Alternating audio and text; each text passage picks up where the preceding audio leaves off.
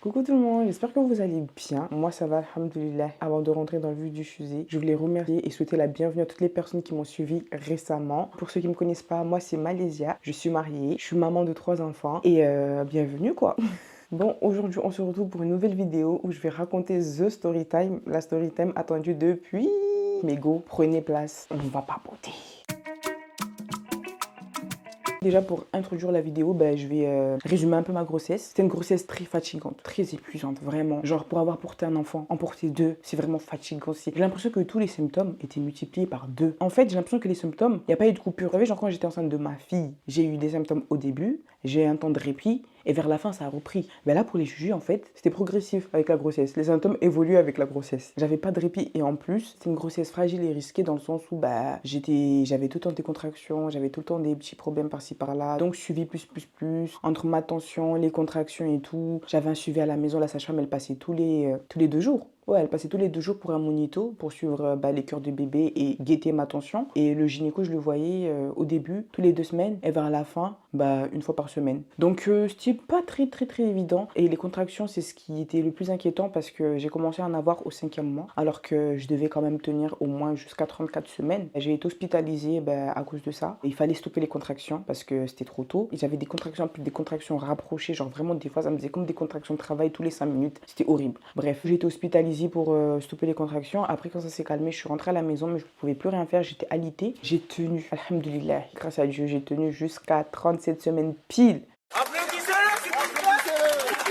La veille, j'ai eu rendez-vous avec mon gynéco et j'étais à un jour d'être à 37 semaines, faire un check comme d'habitude, contrôler les poids des petits, l'évolution, ma tension, le col, parce que avec les contractions, ça a commencé depuis un petit moment à agir sur mon col. Du coup, pour voir s'il n'était pas plus ouvert. Le rendez-vous s'est super bien passé, mais bon, comme d'hab, ce qui en est ressorti, je suis très fatiguée, ma tension commence à être un peu bancale. Les contractions qui ne s'arrêtaient pas. Bref, il a contrôlé, tout allait bien, les bébés grandissaient bien et tout. Même il m'a dit, franchement, ça me choque parce que vos bébés, comment ils grandissent comme si il y avait qu'un seul bébé dans le corps. Du coup, il m'a dit, franchement, c'est bien, tout va bien, les bébés, c'est nickel, mais par contre, vous, c'est un peu, je vous sens, vous êtes plus aussi dynamique que d'habitude et tout. Je lui dis, je suis fatiguée, je n'en peux plus, genre vraiment, je dors plus, j'arrive plus à dormir parce que mon ventre, j'arrive plus, les bébés, ils bougent. Quand il n'y en a pas un qui bouge, c'est l'autre. Les contractions, combien de fois je pleure la nuit parce que j'ai mal au ventre. Donc, je lui dis, je suis fatiguée. Et du coup, en fait, il m'avait expliqué que dans la clinique dans laquelle j'ai accouché, quand c'est une grossesse gémellaire, grand max 38 semaines. Il ne laisse pas dépasser. C'est-à-dire que si avant les 38 semaines, là, l'accouchement ne se manifeste pas tout seul, ça finit en déclenchement parce qu'ils ne peuvent pas laisser la grossesse dépasser 38 semaines SA. Donc, il m'a dit on est à J-1 d'être à 37 semaines. Donc, au vu de votre état, il m'a dit si on laisse les choses arriver tout seul, ça l'inquiète un peu de savoir que je suis à 1 heure de la clinique. Surtout que là, il n'y a pas un bébé, on a 2. Du coup, il m'a dit en vrai, tous les facteurs font que ça serait mieux qu'on me déclenche. Au moins, on serait à la clinique et puis même ça permet de bien me surveiller parce que comme je vous ai dit, la tension et tout, c'était pas très bon et vous savez très bien que grossesse plus hypertension, c'est pas bon. Elle m'a dit qu'on va partir sur un déclenchement. Que vous en pensez? Je lui ai dit, écoutez, moi, si vous pensez que le mieux c'est de me déclencher, pas de dire non et tout, j'ai confiance. Moi, personnellement, même si j'aimerais que tout se passe naturellement, mais ça me rassure de savoir que je suis à la clinique, je suis déclenchée et tout, mais au moins je suis déjà sur place parce que désolé, mais ma phobie, vraiment c'était ma phobie, genre de perdre les os chez moi et de devoir me taper 1 heure de route. Imagine, j'accouche dans la voiture, il n'y a pas un bébé mais 2, moi juste et mon mari là, comment on fait? Non. Du coup, bref, il me dit ok, il prend le téléphone, il appelle la maternité, je crois il appelle la cadre pour lui demander s'il y a moyen de planifier le déclenchement. Et du coup, la dame lui dit demain à 7 h. Je dis ok, tout ça. Il me dit c'est bon pour vous? Je dis oui, c'est bon, je vais pas dire non.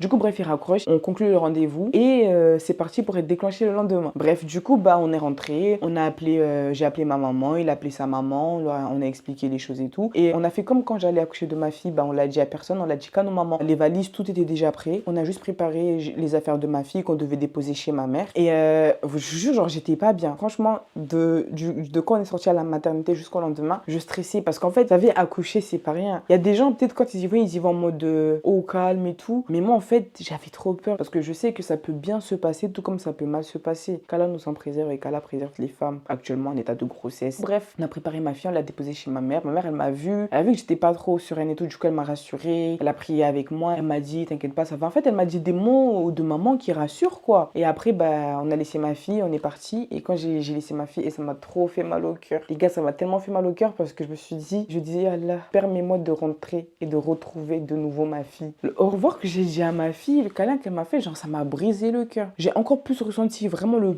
besoin de revenir auprès de mon enfant, quoi. Du coup, bref, j'ai dû au revoir à ma fille et tout. Dans la voiture, j'ai chialé. Et mon mari, il était là, il faisait que me dire, non, mais t'inquiète, ça va aller et tout et tout. Après, on est passé chez ma belle-mère.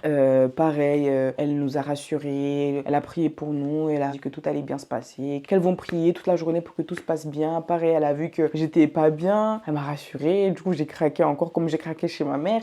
Du coup, bref, quand on a fini de me rassurer là, on est parti. On est rentré, il était presque 23h. Du coup, quand on est rentré, on a mangé, on a rangé un peu. On est parti dormir parce que le réveil était prévu pour 5h. Parce que le temps de se préparer, il fallait qu'à 6h, qu'on soit dans la voiture. 6h, qu'on soit déjà dans la voiture. C'est pas 6h, on est là, on court et tout. 6h, on est dans la voiture. Bref, on est parti dormir. Mais moi, j'ai pas dormi. Déjà, j'avais des contractions. Les gars, j'avais des contractions de malade. Même moi, je me suis dit, si j'arrive à aller à la clinique demain, là, sans accoucher dans la nuit, c'est un miracle. Du coup, bref, j'ai pris je sais pas combien de bains parce que c'était que dans les bains que c'est vrai que je sentais pas les contractions, mais genre ça me soulageait en fait, ça me soulageait. Du coup, ça a duré comme ça toute la nuit, mais en fait là j'étais pas trop en alerte parce que c'était pas des contractions genre régulières, c'était vraiment tous les 10 20 minutes, des fois 5 minutes, des fois 20, des fois 15, des fois 30. Donc en fait c'est juste des contractions genre qui ne te laissent pas dormir, quoi, mais c'est pas des contractions en mode faut aller à l'hôpital tout de suite. Du coup, bref, ça a duré comme ça pendant au moins de minuit jusqu'à 2h du matin. Après, je me suis endormie. Mon réveil, il a sonné à 4h30 pour me réveiller et prier. Ça me tenait à cœur de le faire. Du coup, quand le réveil, il a sonné, je me suis réveillée, je me suis douchée, je me suis préparée et tout. Et je suis venue là, je me suis mise à prier. Du coup, en fait, quand j'ai prié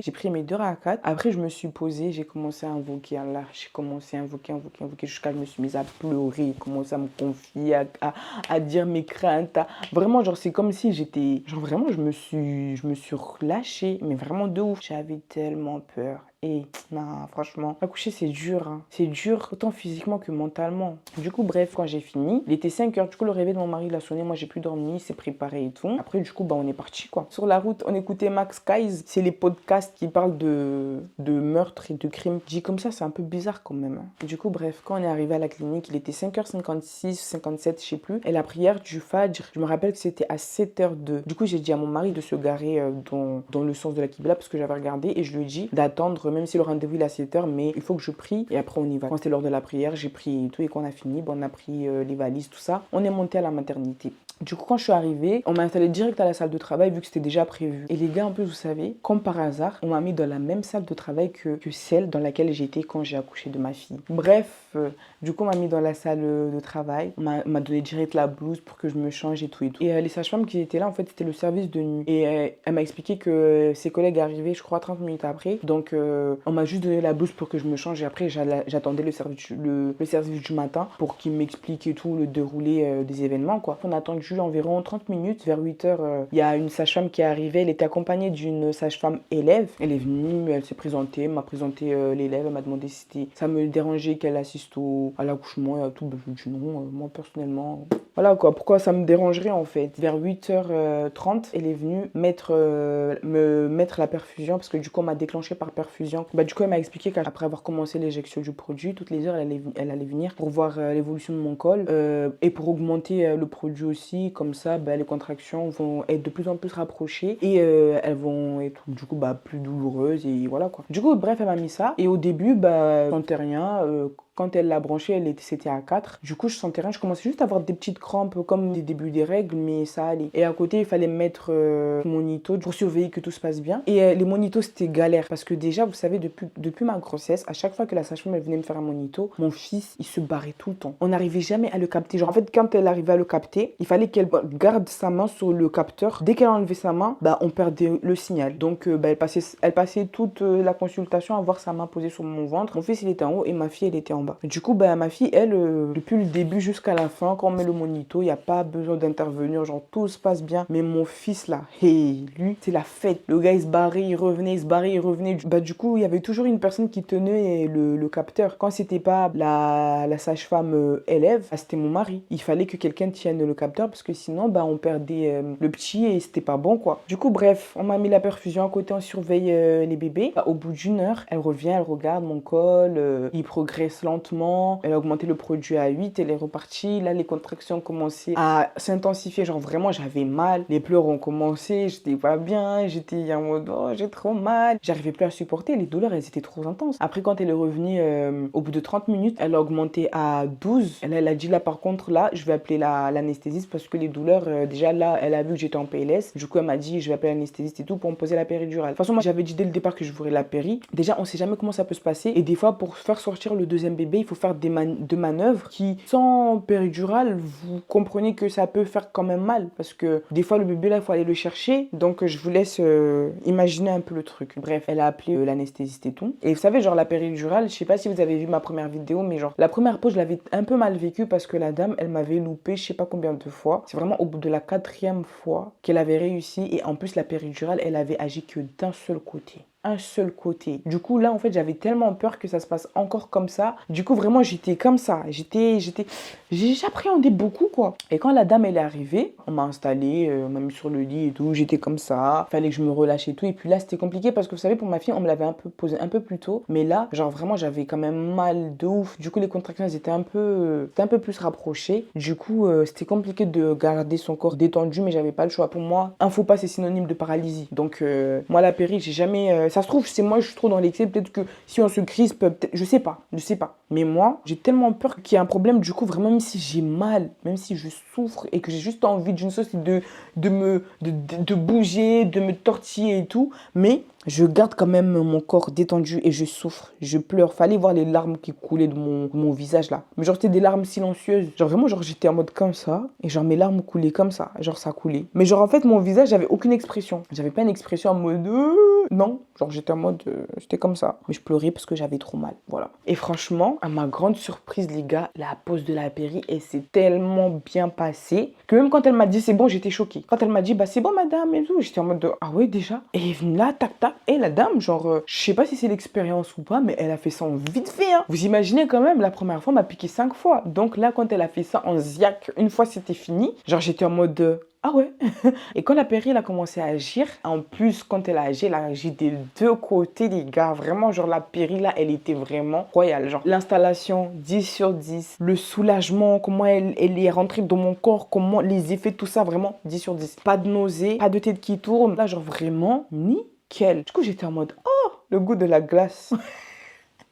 Bref, je vous dis ça, mais je pense qu'il était déjà 13h, 14h. Vous imaginez quand même, hein, depuis 9h, on va dire, des douleurs jusqu'à 13h. Hey, dinguerie. Pendant tout ce temps, mon col, il progressait. Il était ouvert à 6. Elle a augmenté le produit avant de partir. Elle est revenue 1 heure après et elle a regardé mon col. J'étais ouvert à 7. Elle a stoppé le produit parce qu'elle m'a dit, du coup, bah, ça sert plus à rien. Là, les contractions, elles sont très régulières. Elles sont très fortes aussi. Donc, ça agit bien sur le col. Il n'y a plus besoin d'augmenter la dose du produit. C'est bon, quoi. Elle m'avait dit que, en gros, 19h, 20h, j'allais accoucher, quoi. Je dis ok, moi c'est bon, moi ça m'allait, j'avais plus mal, j'étais là, je faisais ma vie, je parlais avec mon mari, on rigolait, tout ça. Après, elle est revenue 30 minutes après parce qu'elle a remarqué là-bas qu'elle avait perdu le bébé, bah, le garçon, elle n'arrivait plus à le capter. Du coup, bah, elle est revenue pour remettre le capteur, elle a demandé à mon mari de le tenir et tout. En passant, elle a regardé mon col, il était toujours à 7, mais bon, elle n'était pas étonnée parce qu'elle m'a dit en 30 minutes, voilà quoi. Du coup, elle est repartie, et quand elle est partie, je sais pas pourquoi, mais genre, je commence à stresser. En fait, j'ai eu un moment où j'étais trop dans mes pensées,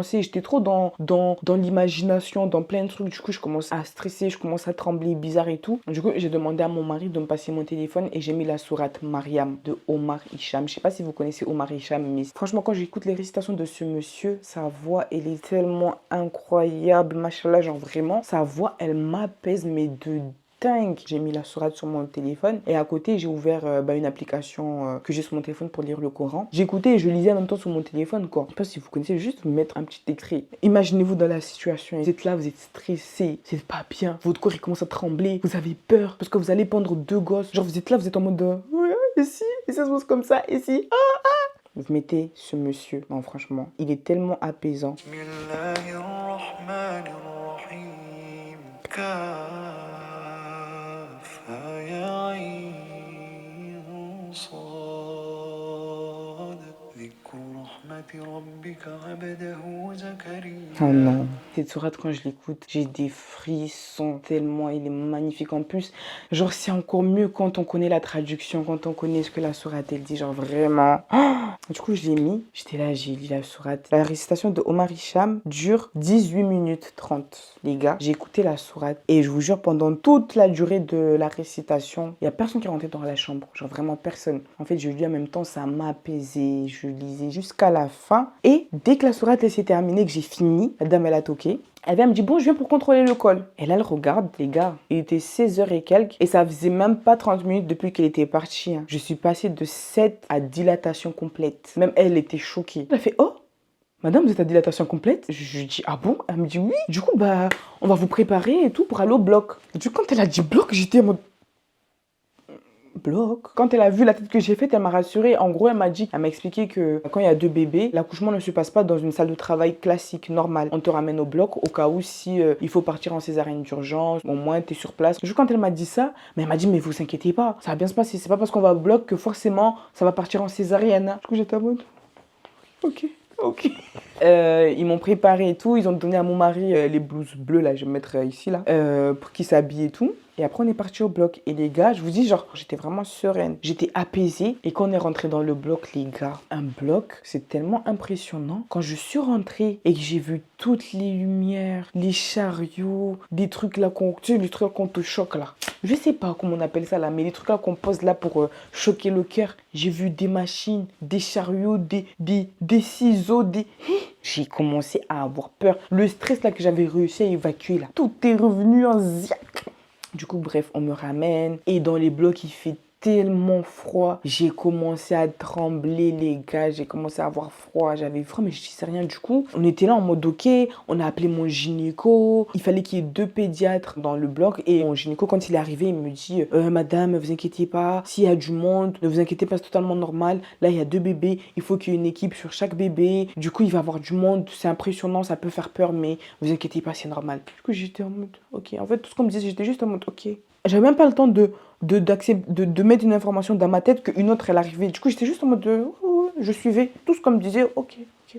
Bref, les gens ils commençaient à arriver et il manquait les pédiatres. Au moment où on attend les pédiatres, genre on met en place, on soulève mes jambes et tout pour mettre en position où il faut commencer à pousser et tout. Il y a une sage-femme qui vient qui dit non, arrêtez-vous, on a besoin de vous. Le bébé un tel est en détresse respiratoire. Et quand j'ai entendu ça, en fait, ça m'a encore mis dans le mal parce que je me suis mise à stresser parce que j'avais peur pour moi, mais j'avais aussi de la peine pour la dame qui son bébé était en détresse respiratoire parce que en plus je voyais tous les gens qui étaient dans la pièce là, ils se sont tous mis à courir vers là-bas. Avec moi, il restait que la sage-femme élève. On lui avait dit de rester avec moi pour surveiller du coup au cas où si bah il y a un bébé qui se pointe ou que les cœurs des bébés si ça commence à aller trop vite ou que ma tension, enfin bref, il fallait rester là pour me surveiller quoi. Et moi j'étais en mode et en fait, j'ai commencé à dire à la sage-femme, je lui dis j'ai froid, j'arrivais plus à me retenir, j'avais trop froid, genre mon corps il tremblait. Du coup, ils ont pris une grosse couverture qui était dans le bloc, on l'a mis sur moi. En fait, j'étais tellement pas bien que ma tête elle s'est mise à tourner, genre j'ai dit à mon mari, je sens plus mes jambes. Et je pense qu'en fait, c'était un mélange de stress, de pression, de peur. En plus, vous savez quand vous êtes dans un truc où vous savez que vous allez accoucher, mais entendre qu'il y a une personne qui a accouché mais qui a des problèmes là-bas en plus à côté, vous voyez les gens courir, les gens s'affoler de pièce en pièce. Genre, je voyais tout ça et ça me faisait peur en fait. Et à chaque fois, genre, j'entendais parler en mode ah, c'est toujours pas bon, non, c'est pas bon et tout. Du coup, moi, de mon côté, genre vraiment, j'étais en mode c'était horrible. Mon corps, il a commencé à trembler. La sage-femme qui était à côté, elle m'a pris la main, elle a commencé à me parler, à me dire ne vous inquiétez pas et tout. Et du coup, j'ai commencé à lui dire j'ai la tête qui tourne, j'ai envie de dormir. D'un coup, j'avais sommeil, j'avais envie de dormir. Je sais même pas, un bazotine des ravi. Je sais pas mon corps, il se passait quoi dans mon corps, mais j'ai eu une fatigue d'un coup. J'avais sommeil. Mais comment c'est possible? Enfin, comment vous passez du tout au tout comme ça d'un coup? Sommeil, genre, vous savez, genre un sommeil. J'arrivais même pas à ouvrir mes yeux tellement j'avais sommeil. Et du coup, la sage-femme m'a dit bah dormez. Dormez si vous avez sommeil, reposez-vous, même si c'est 2-3 minutes, reposez-vous. Je me suis laissée aller, je me suis endormie. Je crois que j'ai fait une sieste qui a duré 5 minutes à tout péter. 5 minutes, je me suis réveillée. Quand je me suis réveillée, les gars, j'avais l'impression que j'avais dormi depuis je sais pas combien de temps. Après ça, je vous jure, les gars, quand je me suis réveillée, j'étais genre bien. J'étais bien. En fait, c'est pas que j'avais pas peur, je stressais pas, mais en fait, je sentais comme si mon corps, il était vraiment reposé. Bref, et quand je me suis réveillée, quand elle m'a dit qu'ils ont pas fini, je lui ai dit, bon, ok, du coup, j'étais là. Je parlais un peu avec mon mari, genre, il était à côté, on chuchotait. Tout. En gros, je lui ai dit que quand je serais en train de pousser, je lui ai cité des sourates que je voulais qu'il récite sur moi pendant que je serais en plein travail. Parce que pour moi, c'était important qu'il le fasse. Je me suis renseignée, savais que c'était bien que quand la personne qui accompagne une personne pour accoucher, qu'elle puisse réciter certaines sourates sur elle, c'est très bénéfique et c'est bien, quoi. Et puis moi, ça me permet, ça me rassure aussi. Donc, il m'a dit ok. Et on a attendu, je crois, au bout de 15 minutes. Mon gynéco, il est revenu, il m'a dit, ah, c'est bon, on peut se remettre en place et tout. Je dis, et du coup, je lui ai demandé, c'est bon, le bébé, c'est bon. Il m'a dit, oui, oui, c'est bon. Ça m'a apaisé un peu, ça m'a encore plus. Bref, du coup, tout le monde est revenu, les pédiatres, tout ça, tout ça. On a remis mes pieds en position gynécologique et mon Gigi s'est mis en place. Il m'a dit, bon, dès que c'est bon, je vous dis, vous poussez. Il m'a demandé si j'étais prête, je lui ai dit, ok. J'ai poussé, j'ai poussé, j'ai poussé, j'ai poussé. Je crois, au bout de la 5e fois, ma fille, elle est sortie. Elle est sortie, on me l'a mis là vite fait, je l'ai vue, tout ça. Elle a pleuré direct. Du coup, ils l'ont pris, ils l'ont ramené là où il s'occupe des bébés. Et là, du coup, il fallait sortir mon fils. Sauf que mon fils, en fait, lui, il était en siège. Ma fille, elle avait la tête en bas. Mon fils, lui, il était en siège. Du coup, il avait la tête en haut. Et du coup, du début jusqu'à la fin, à aucun moment il se retournait. Sa tête était toujours en haut. Donc, le médecin m'a expliqué qu'en gros, il fallait qu'il aille le chercher. Bah, bien entendu. Après que j'ai poussé pour que ma fille, elle sorte, lui, il m'a dit, il fallait pas que je pousse. Il fallait attendre qu'il aille le chercher, qu'il l'attrape par le pied. Tu m'as bien entendu. Qu'il l'attrape par le pied. Et après, quand il l'aura attrapé, là, il va me dire de pousser. Je vous fais pas de dessin, visionnez seulement. Du coup, bref, il est parti chercher. On était là. Après, il m'a dit, ah, c'est bon, j'ai attrapé son pied. Entre le moment où il a attrapé son pied et le moment où il fallait que je pousse, il fallait attendre la contraction pour que je pousse. Du coup, il était là. Après, il m'a dit, oh, il s'est barré. Donc, il est reparti le rechercher. Il a rattrapé son pied. Il a réussi à attraper le 2e pied. Du coup, il m'a dit, bon, on attend. Entre le moment où il a réussi à l'attraper, du coup, pour la 2e fois et la nouvelle contraction, il a fallu attendre au moins quelques secondes, mais c'était long quand même. Du coup, quand c'était bon, il m'a dit de pousser. Je poussais en même temps et il le faisait descendre et il l'a sorti. Les gars, vous imaginez quand même, si j'avais pas la péri, qu'il aurait fallu ressentir tout ça. Les gars, non. Seigneur. Et vous imaginez quand même, s'il aurait fallu que je ressente tout ça, qu'on aille chercher, aller attraper un pied qui est dans mon ventre, Franchement, je me dis, heureusement qu'ils ont fini par inventer la péridurale. Du coup, bref, après il a sorti, on me l'a posé ici. Et genre, vous savez, ma fille, elle pesait 2,8 kg. Et mon fils, lui, il pesait 3,3 kg. Ouais, il était à 3,3 kg et quelques. Il l'a posé sur moi, je l'ai vu et tout. Après, ils l'ont ramené dans la pièce où était ma fille pour s'occuper de lui et tout, lui faire les soins, tout ça. Et moi, le Gigi a fait sortir les 2 placentas, du coup, parce que les 2 bébés, chacun était dans sa poche. Donc, il a sorti les 2 placentas. Après, il m'a dit, franchement, aucune déchirure, 0 point. Quand il m'a dit ça, j'ai dit, ah bon? Il m'a dit, oui, madame, 0 point, 0 point. Il m'a dit, franchement, nickel, il n'y a rien. Genre, vraiment, mon gynéco, il était trop content. Il m'a dit, franchement, félicitations. Il a félicité mon mari, enfin, il nous a félicité et tout. Et après, il est parti. Et après, ils m'ont ramené dans la salle de naissance dans laquelle j'étais avant. Et comme d'hab, on m'a dit que j'allais rester là pendant quelques heures juste pour surveiller, pour voir que tout va bien. Après, quelques minutes après, on m'a ramené mes bébés. On les a ramenés, du coup, pour faire le pot à pot et tout. Et les gars, genre là, cette naissance-là, cet accouchement, je l'ai tellement bien vécu. Du début jusqu'à la fin, j'étais bien éveillée. Il n'y a pas eu de malaise, il n'y a pas eu de nausée, il n'y a pas eu de vomissement, il n'y a rien eu. Genre vraiment, j'ai été bien. On a ramené les bébés, j'ai pu faire le pot à pot avec ma fille, j'ai fait le pot à pot avec mon fils. Et voilà, genre on était là, on a kiffé, on a appelé nos proches, on a fait les photos. Alhamdoulilah.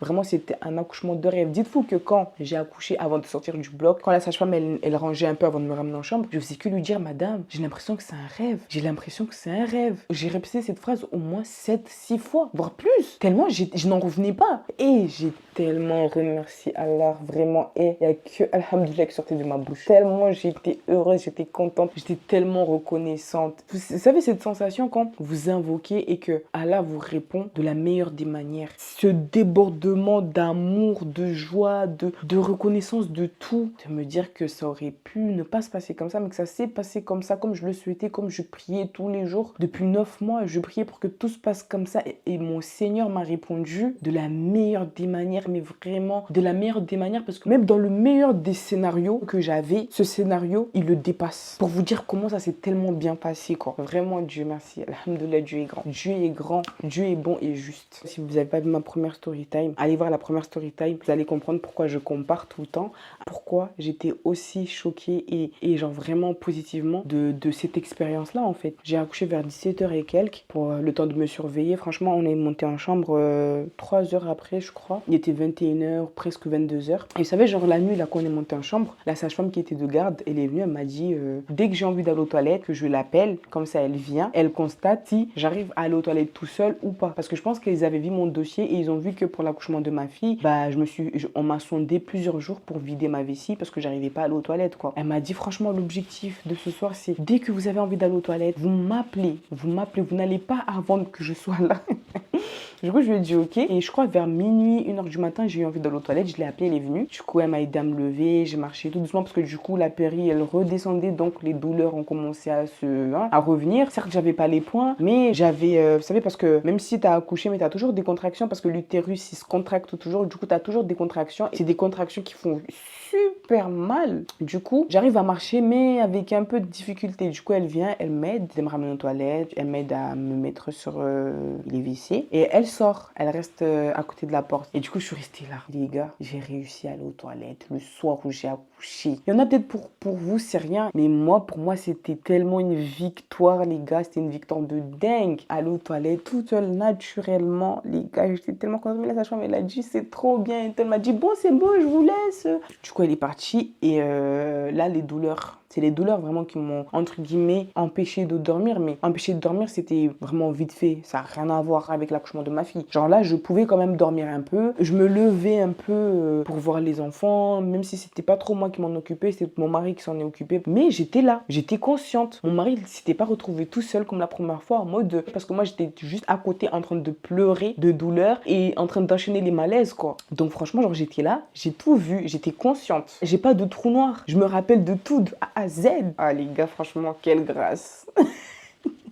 L'accouchement des Juju. Mais go, alhamdoulilah, tout s'est bien passé vraiment. Je remercie Dieu parce que la grossesse, elle a été très, très, très éprouvante mentalement et physiquement. Mais l'accouchement s'est très, très bien passé, alhamdoulilah. Mes bébés, ils grandissent bien. Franchement, si je devais donner une note de cet accouchement, franchement, moi, je dirais 9,5 sur 10. Je peux pas mettre 10 sur 10 parce que j'ai souffert. Mais vu comment tu as aligné les choses, tout s'est enchaîné, tout s'est aligné d'une manière. Si c'est pas la grandeur d'Allah, c'est qui? Donc, franchement, alhamdoulilah, tout s'est bien passé et vraiment qu'Allah facilite toutes les femmes enceintes dans le monde, toutes les femmes enceintes autour de moi, toutes les femmes enceintes tout court. Qu'Allah vous facilite, qu'Allah vous accompagne du début jusqu'à la fin, qu'Allah vous permette de passer une grossesse tranquille, que tout se passe bien, que l'accouchement se passe à merveille. Comme on dit chez nous, c'est le plus important.